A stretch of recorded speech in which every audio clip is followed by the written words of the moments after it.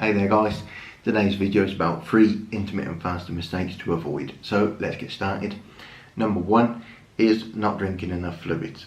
So if you're just starting intermittent fasting, one thing you probably don't realise, you haven't thought about, is that when we eat foods, we actually get a lot of fluids from food.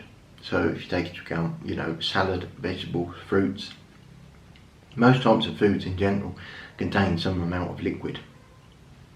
And that obviously helps keep you hydrated, especially vegetables and things. A huge amount of those is water. So when you go in an extended amount of time not eating, you're on a fast, you're not getting that fluids that you would normally get from eating. So you need to you need to drink more water basically to make up for that.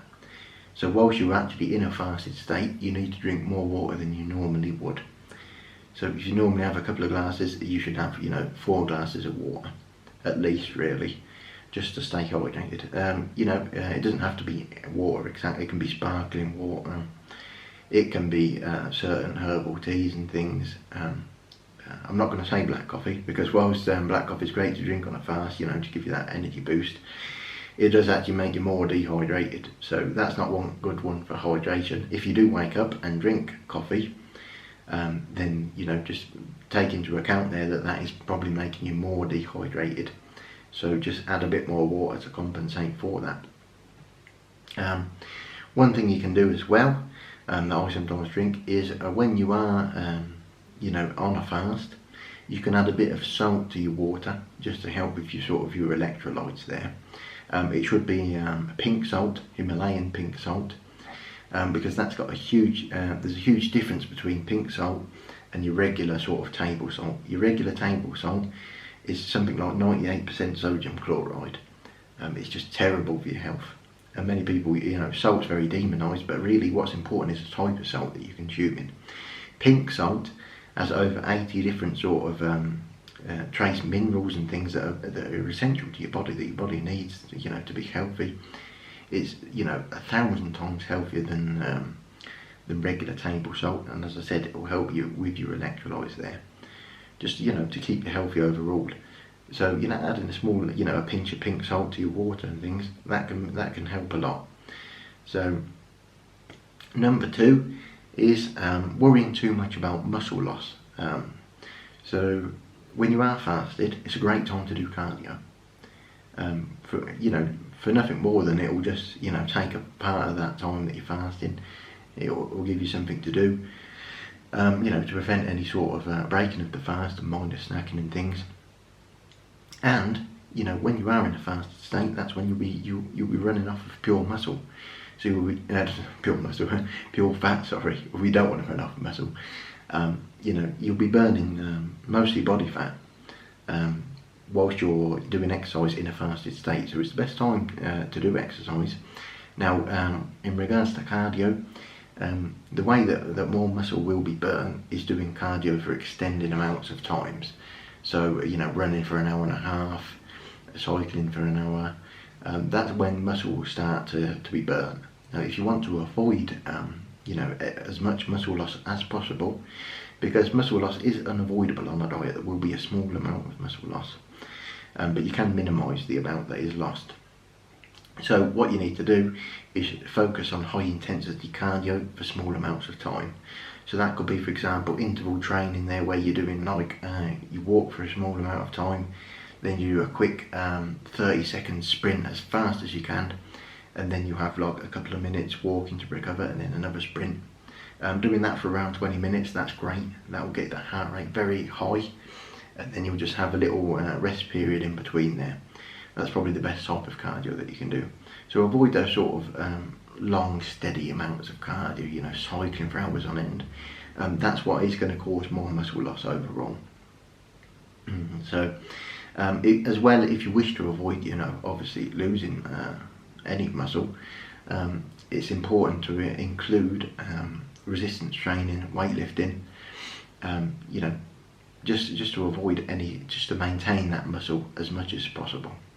So 3 days a week is more than enough. Around half an hour, 40 minutes a day of weightlifting, but effective. I'm not talking about doing an exercise and sitting on your phone, looking at your messages for 10 minutes and then going on another exercise. It needs to be a good solid 30 minutes where you're doing, with short rest periods between your sets. So if you're doing a bench and you're doing, you do 6 reps, and then you just have like literally 1 minute of rest, and you should time it as well, because otherwise you end up just taking more and more time. The aim there is just to keep that intensity high, make those muscles work, don't give them too much time to rest, and that will help you. You could possibly build muscle. Now, it is hard to build muscle on a diet, because in general, to gain muscle, you need to be in a calorie a surplus. You need to have excess calories. It's like building a house. If you don't have any bricks, you won't be able to build the house. So it needs those calories there to increase your muscle mass. But it is possible, to build a small amount of muscle whilst you're losing fat. At the very least, your aim really is to maintain the muscle that you do have. So that's an important one there. Just focus on interval training and a bit of weightlifting in there as well, and that will stop pretty much the majority of any sort of muscle loss that could occur whilst you are in a fast. Now, mistake number 3, this is a big one.